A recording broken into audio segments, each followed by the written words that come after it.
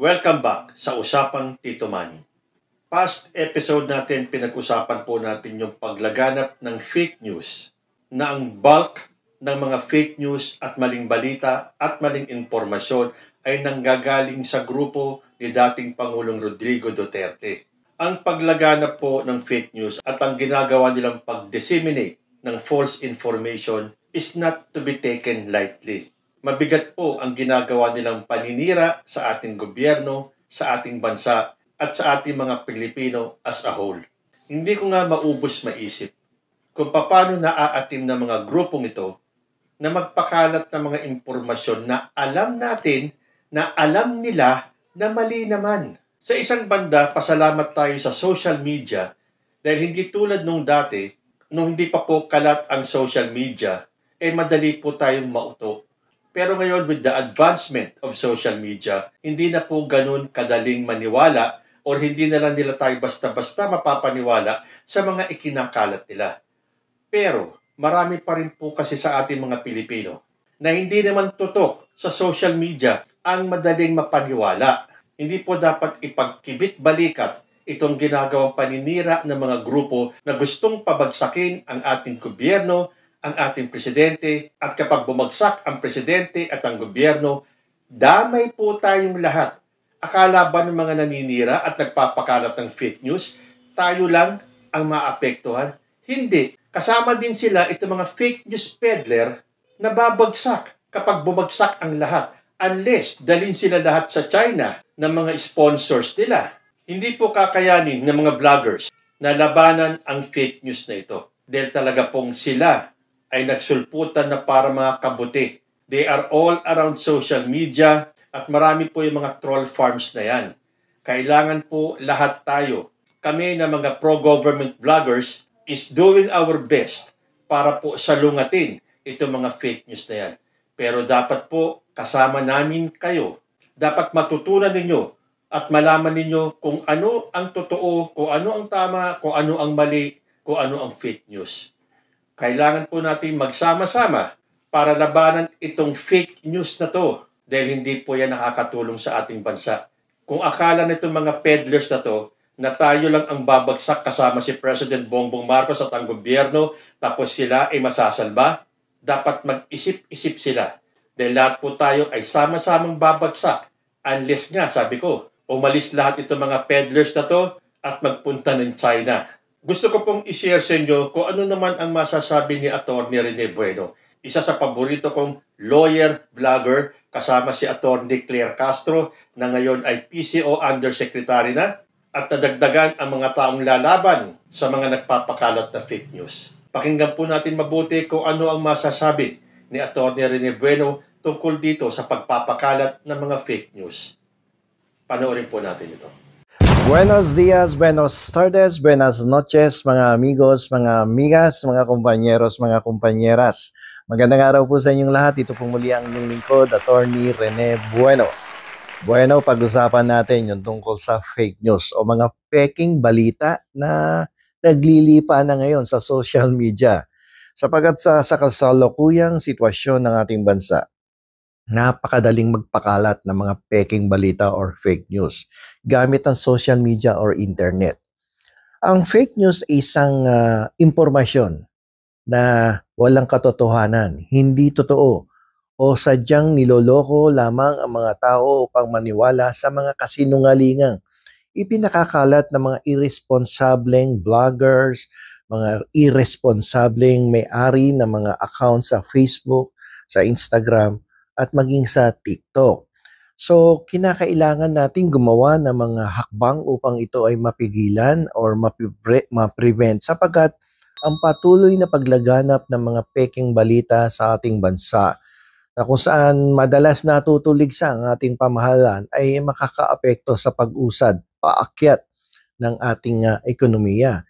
Biro mo na kasi ngayon ang daling magpakalat ng peking balita no? Mag-compose ka lang ng isang disinformation campaign gamit ang iyong cellphone, ang iyong laptop or tablet. Pag ginamit mo lang itong daliri na to, isang click lang sa iyong laptop or iyong tablet or cellphone.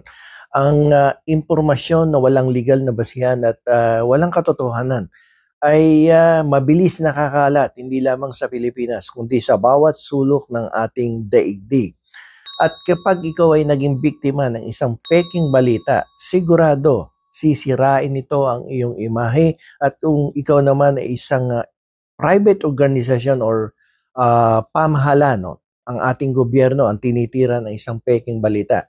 Definitely, sirang-sira ang imahe nito at ito ay makakaapekto sa pagpapatakbo ng ating mga pang-ekonomiyang programa at dahil dito ay mahihirapan itong umusad pataas ang ating ekonomiya.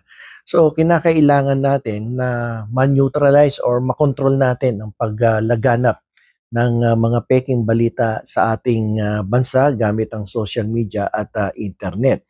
Kaya nga't ako'y pinupuri ko ang ating Pangulong Ferdinand Marcos Jr.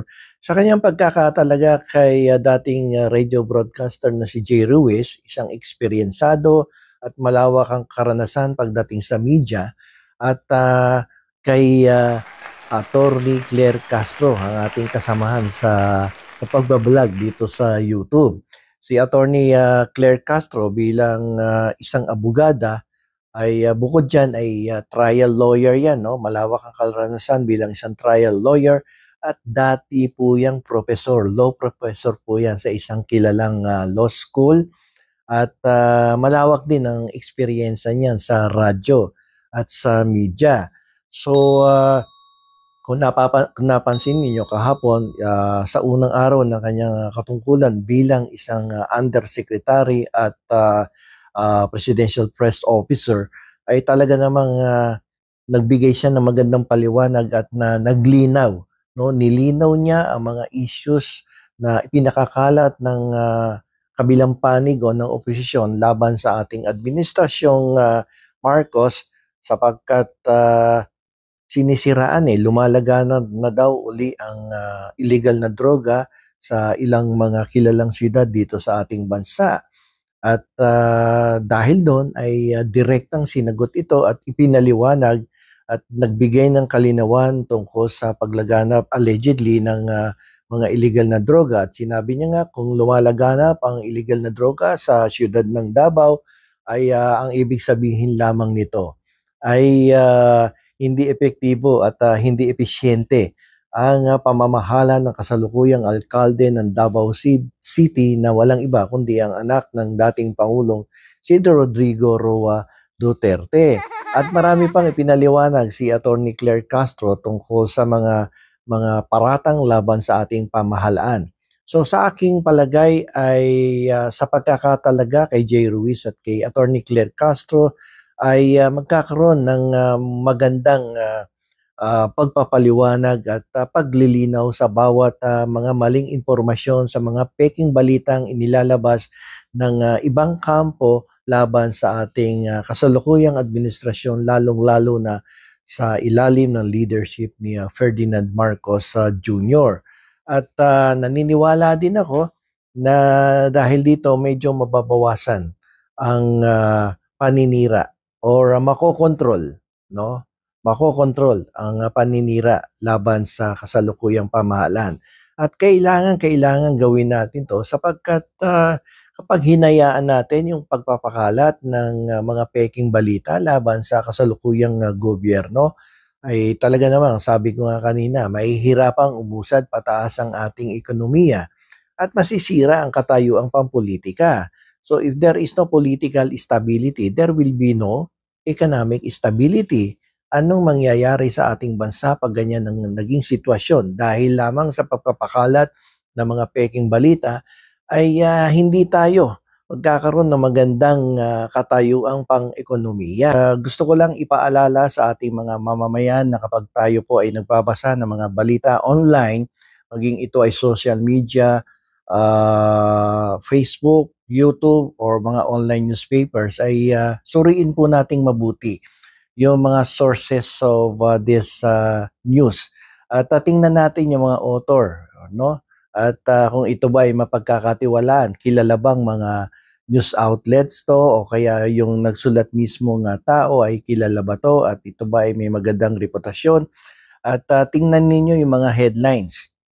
Minsan pag masyadong sinisensationalize ang mga headlines ay malamang ito ay isang fake news dahil ang primary purpose kaya ginawang sensationalize yung headlines ay upang makapag-attract ng viewers at mambabasa ng kanyang ginawang komposisyon na lalabas no kapag napanood mo ay isa palang peking balita na walang intensyon kundi ay magpahatid ng maling impormasyon, walang katotohanan at maniwala kayo sa mga kasinungalingang ipinakakalat upang i-destabilize ating pamahalaan ng ating gobyerno o kung ito naman ay patungkol sa isang pribadong individual ay upang sirain ang imahe ng isang pribadong individual. So, maging mag-iingat tayo at kapag kayo ay hindi sigurado talaga doon sa inyong binabasa, tanungin niyo yung mga kaibigan nyo, mga miyembro ng pamilya, kung sino ba itong nagpapakalat ng balita na ito na medyo nagkakaroon kayo ng duda. O kaya mag-check kayo sa mga fact-checking websites. Meron yan upang malaman ninyo kung lehitimo yung inilabas na balita ng isang organisasyon, ng isang tao. Kasi minsan, lalo na sa Facebook or sa YouTube mismo, may mga lumalabas na accounts na nagbabalita pero walang retrato ng author of the news or the information. Doon magduda kayo dyan. Minsan sa Facebook, kung ano-ano ang nilalabas na information tapos ang kanyang profile picture ay isang pusa, isang aso. Tapos kapag nag-comment yan, talagang naman lahat ng kabastusan, lahat ng pangbababoy sa katauhan ng isang tao ay gagawin yan. So doon, wag na kayong maniwala doon para maiwasan yan, i-block ninyo. Kada makakakita kayo ng mga ganong mga pambabastos, sobrang wala nang basihan ng mga pinagsasasabi, i-block nyo kagad ng i-block no, sa inyong social media account. At kung pwede, i-report ninyo sa mga social media outlets upang hindi na magpatuloy ang pagpapakalat ng mga peking balita, no? At kasi itong mga peking balita, malaki ang nagiging impact nito sa ating ekonomiya at sa ating politika. Ang sabi nga natin ng mga nakaraan ay if there is no political stability, there will be no economic stability.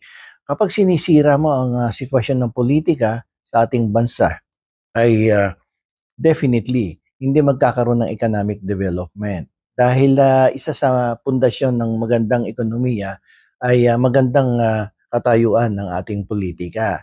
Kung patuloy tayong naninira at nagpapakalat ng mga maling balita, no, mga kasinungalingan, ay malabo na umunlad ang ating bansa. Tayo ding lahat ang magsasuffer, lalong-lalo na yung mga mahihirap. Napansin ko nga dito sa mga different social media accounts, minsan mapapansin mo kung sino yung parang walang magandang katayuan sa buhay o walang masyadong napag-aralan, ang siyang nangingibabaw sa patuloy na paninira na sa mga different organizations including the government. So tigilan po natin yan at tayo po ay magtulungan, lalong-lalo na ngayon ay may bago na tayong Presidential Communications Secretary, si Jerry Ruiz at si Undersecretary Attorney Claire De Castro at suportahan natin dahil ang pakay lang naman ng ating pamahalaan ay makatulong sa ating bayan, umunlad ang ating pamumuhay at kung tayo ay magbibigay ng suporta tayo rin naman ang makikinabang sa mga magandang magiging resulta ng mga programang ipinakikilala at pinatutupad ng ating kasalukuyang pamahalaan. Ayan, sa paliwanag ni Atty. Rene Bueno, kailangan po talaga nating magsama-sama at tindigan itong mga nagpapakalat ng maling impormasyon at mga fake news. We all have to stand and fight for our country. Dahil yung pong fake news na yan is a very serious matter. At dapat lahat tayo ay tumindig para labanan yan. Maraming salamat po kay Atty. Rene Bueno sa kanyang paliwanag at kung hindi pa po kayo nakasubscribe kay Atty. Bueno, pasyaran niyo po yung kanyang YouTube channel at mag-subscribe na po kayo sa kanya. Hanggang dito na lang po muna tayo and I will see you in my next video. Diyos ti Agmina.